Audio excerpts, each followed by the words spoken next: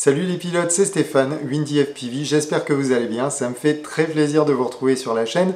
Alors aujourd'hui, on va faire un petit tuto sur Betaflight et sur BLLI32 et je vais vous montrer comment installer le Bidirectional D-Shot et puis comment ensuite activer le RPM Filter. Alors pour résumer, à quoi ça sert le RPM Filter? En gros, et jusque maintenant, avant qu'on ait accès à ce fameux RPM Filter et ce Bidirectional D-Shot, notre flight controller ne recevait aucune information sur la rotation des moteurs. Donc on essayait de compenser au travers de plein de filtres différents. Il y a un onglet filtre dans Betaflight qui vous permet d'agir sur ces filtres. Et en gros, on était sur une marge qui était assez large de filtrage. On était obligé d'élargir un petit peu la marge pour essayer de toucher un petit peu toutes les vibrations. Puisque, comme vous le savez certainement, suivant son régime de rotation, un moteur ne va pas vibrer et transmettre les vibrations de la même façon au flight controller. Alors, depuis cette mise à jour, en gros, les moteurs, au travers donc des ESC, vont renvoyer directement leur vitesse de rotation au flight controller. Donc, ils vont vous donner une info précise au niveau de la vitesse de rotation des moteurs. Et puis, comme ils ont cette info, ils vont être capables d'extrapoler les vibrations qui sont envoyées dans l'AFC et du coup éliminer ces vibrations parce que c'est des vibrations qui sont néfastes pour le fonctionnement du flight controller. Donc il va essayer d'éliminer au maximum ces vibrations et du coup normalement ça doit fonctionner beaucoup plus correctement. Donc à travers ce tuto, je vais tout simplement vous montrer comment installer le Bidirectional D-Shot au travers de BLLI32. Alors vous pouvez le faire aussi sur des ESC qui sont en BLLIS, je vous en parlerai dans la vidéo. Et puis ce qu'on va faire, c'est qu'on va activer le RPM Filter, on va faire un petit peu de réglage, et puis après normalement vous pourrez faire vos essais en vol. Alors toutes ces infos, je les tiens du wiki, de la page wiki de Betaflight, vous pouvez aussi aller les consulter. C'est relativement simple. Ce qu'ils font, c'est qu'ils vous donnent en fait des réglages qui correspondent à peu près à tous les drones du marché, les drones que vous allez construire, tous les moteurs. Voilà, ils vous donnent un réglage moyen et puis après derrière, c'est un petit peu à vous d'aller affiner les réglages. Mais en tout cas, et apparemment, ça fonctionne déjà très très bien d'origine et avec les réglages que je vais vous donner. Donc, on va lancer le générique et puis après, on se retrouve sur l'ordinateur. A tout de suite.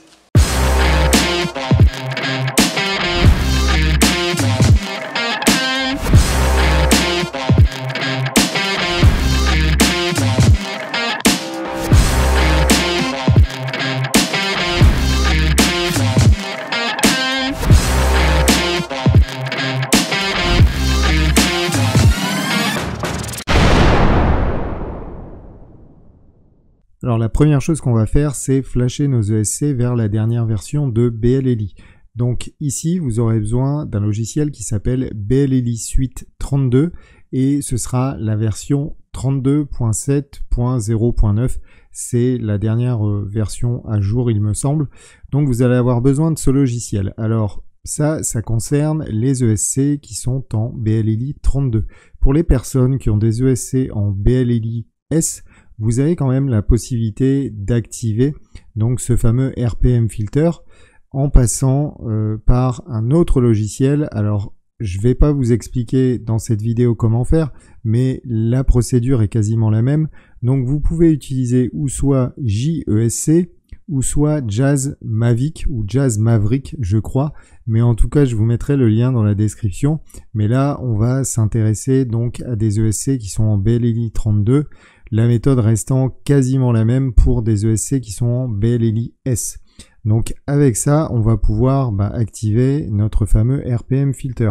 Donc avant de faire toute intervention sur votre drone, je vous rappelle qu'il est très prudent de retirer les hélices. Donc là, comme vous pouvez le voir sur celui-ci, j'ai retiré les hélices avant de procéder. En plus, pour mettre BLLI à jour, on est obligé de brancher une batterie. Donc c'est d'autant plus prudent de retirer les hélices. Des hélices de 5 pouces qui tournent assez vite, ça peut faire un petit peu mal, surtout quand c'est dans un espace confiné. Donc faites très attention là-dessus, enlevez vos hélices s'il vous plaît. Donc on va d'abord brancher le port USB. Alors vous voyez, j'ai Betaflight qui est juste derrière et j'ai pas activé en fait la fonction AutoConnect. Parce que sinon, dès que je vais brancher le port USB, Betaflight va se connecter et du coup, vous ne pourrez pas accéder à BLELI 32. Donc faites attention de ou avoir Betaflight complètement éteint, que l'application soit pas démarrée, ou vous décochez tout simplement la fonction AutoConnect pour pas que votre flight controller aille se connecter directement à Betaflight. Donc là, je branche le port USB.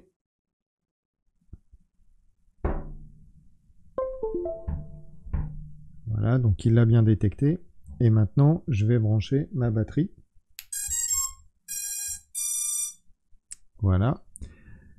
Et là, je vais faire donc connect, tout simplement. Donc il va se connecter et on va faire un read setup. Donc là, il est parti chercher toutes les infos. Donc ici, vous voyez, on est sur une version 32.6. Donc là, 32.6, on peut pas activer le RPM filter avec cette version-là. Donc il va falloir qu'on fasse une mise à jour. Donc ici, on va aller sur ESC Flash et puis on va aller chercher donc la dernière version de BLELI qui est la 32.7. Donc on sélectionne tous nos ESC.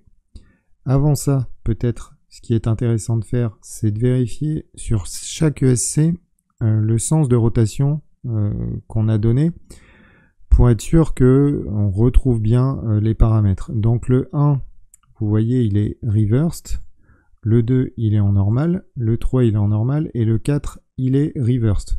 Donc retenez ça. Normalement, quand on flash les ESC, il n'y a pas de souci. Tous les paramètres reviennent comme il faut, ainsi que la direction des moteurs. Donc on retourne sur l'onglet ESC Flash. Là, on est donc sur la dernière version, la 32.7. Et puis, on a juste à cliquer sur Flash. Et là, en fait, il va démarrer. Donc, le flashage de chaque ESC. Donc là, ça plante un peu. Ça m'inquiète. J'espère que ça va fonctionner. Il me dit que ça ne répond pas. Et ça va peut-être démarrer au bout d'un moment. Voilà, c'est parti. Donc, il va les flasher un par un. Donc vous avez absolument rien à faire, mis à part attendre le flashage des ESC. Donc on va passer ça en accéléré, puis on se retrouve tout de suite après.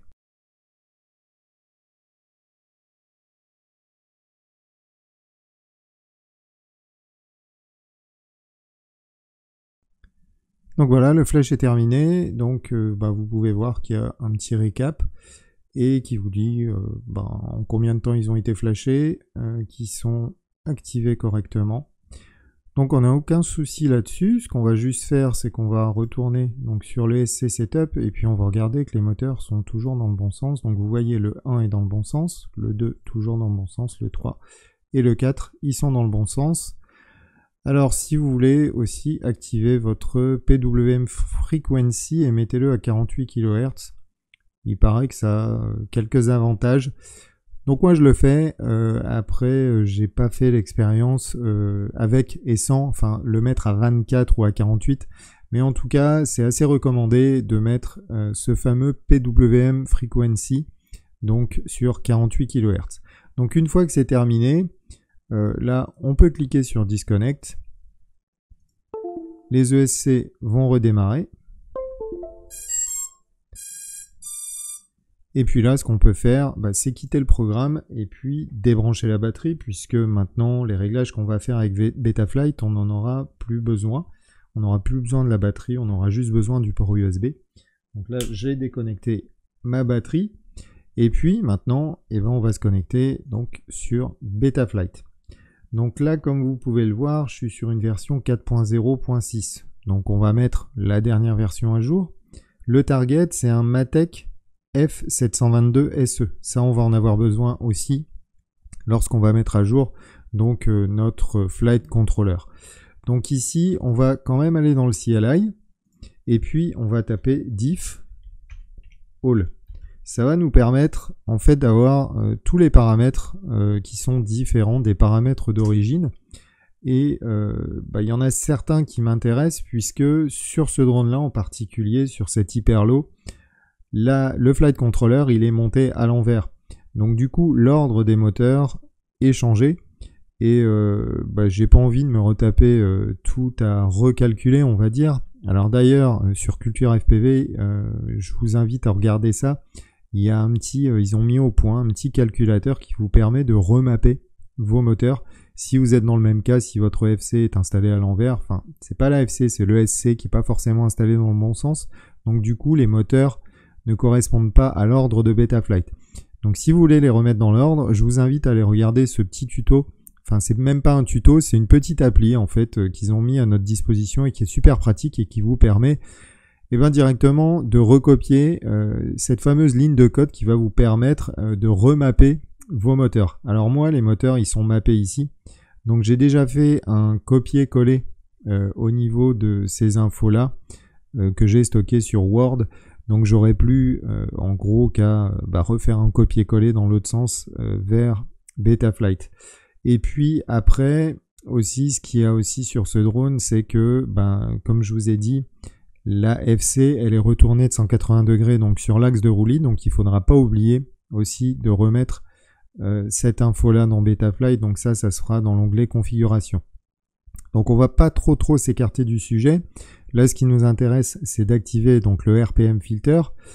Donc en gros au niveau des paramètres là on a regardé tout ce qui nous intéressait. On a notre target. Donc là maintenant ce qu'on va faire c'est mettre notre flight controller en mode bootloader. Donc sur les dernières versions donc de Betaflight Configurator, vous n'avez plus besoin de passer par un autre logiciel tierce alors qui s'appelle Impulse RC Driver Fixer. C'est un logiciel qu'on peut utiliser pour mettre la carte en bootloader sans avoir appuyé sur le petit bouton sur le flight controller qui n'est pas toujours accessible. Là, en gros, on a juste à taper BL et vous voyez, la carte a redémarré et elle se met en mode DFU. Donc le mode DFU, ça va nous permettre de pouvoir flasher notre flight controller.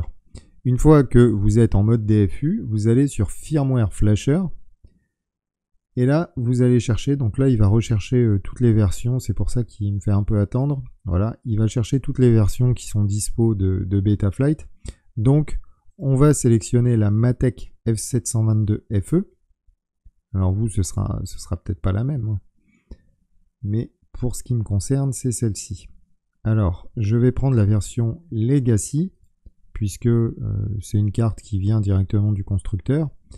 Et là, il nous dit que la version 4.1.1 est dispo. Donc on va utiliser celle-ci, c'est une des dernières qui date du 15 novembre 2019, donc elle est assez récente.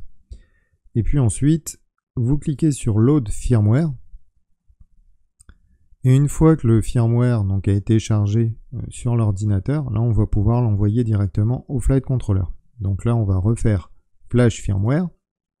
Donc ça démarre. Il efface l'ancienne version et puis il va réécrire la nouvelle directement. Donc là, encore une fois, il faut attendre quelques secondes pour qu'il fasse le flash. Donc ça va relativement vite. Et puis une fois que c'est fait, on va pouvoir rentrer dans le dur et activer donc notre fameux RPM filter.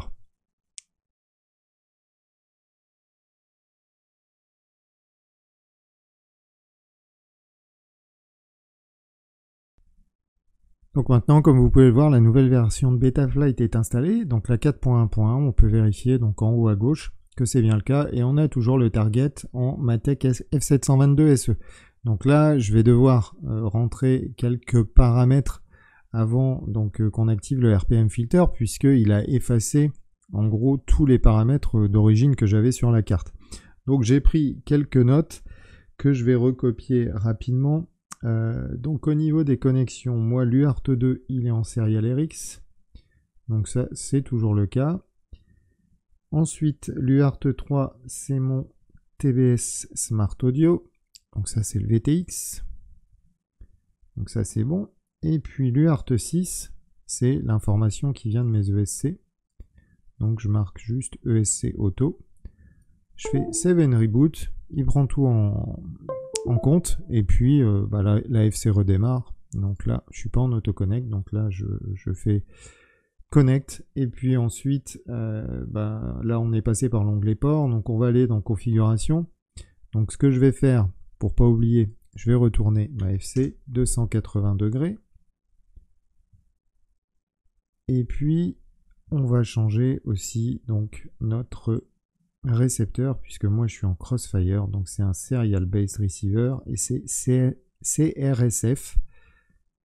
On fait Save and Reboot, et là normalement quand je vais reconnecter, mon drone va être à plat sur la petite maquette. Voilà, donc tout va bien, il est à plat.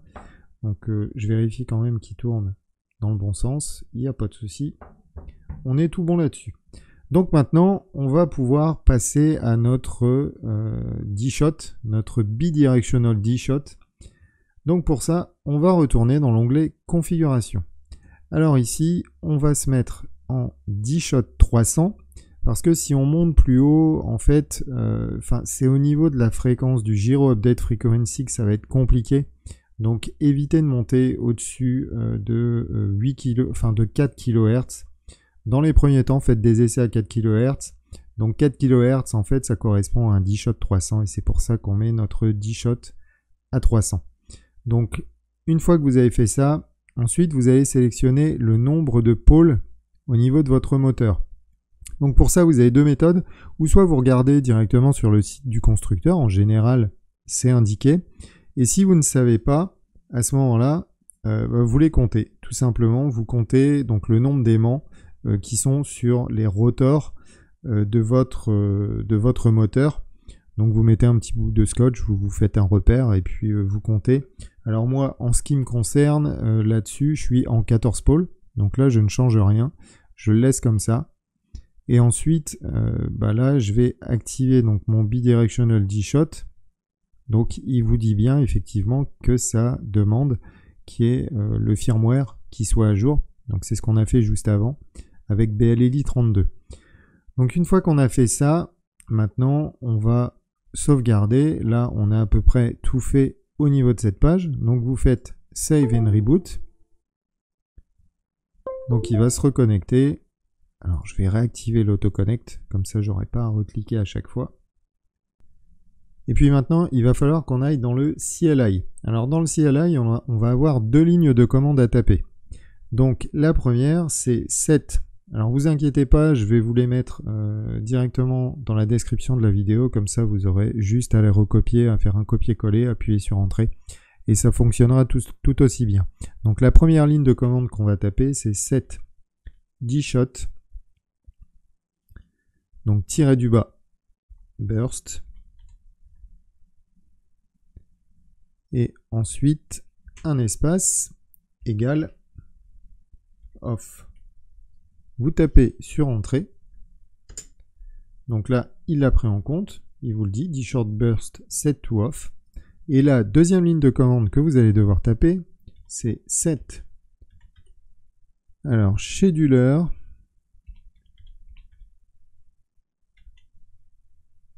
Donc, tirer du bas. Donc, vous voyez, il me les marque déjà ici. Donc là, je peux cliquer. C'est super pratique, ça. Ils ont implémenté ça il n'y a pas très longtemps et je trouve ça génial. Égal.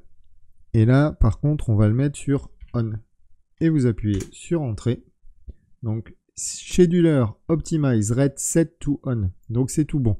Alors, avant de quitter la page, n'oubliez pas de taper save. Vous tapez save. Et votre flight controller va redémarrer. Alors maintenant, avant d'aller plus loin, et pour vérifier que notre Bidirectional D-Shot est bien activé et qu'il n'y a pas de souci, ce qu'on va faire, c'est qu'on va aller sur notre page moteur. Alors toujours avec les hélices retirées, parce que là on va vraiment faire tourner les moteurs, vous allez connecter votre batterie.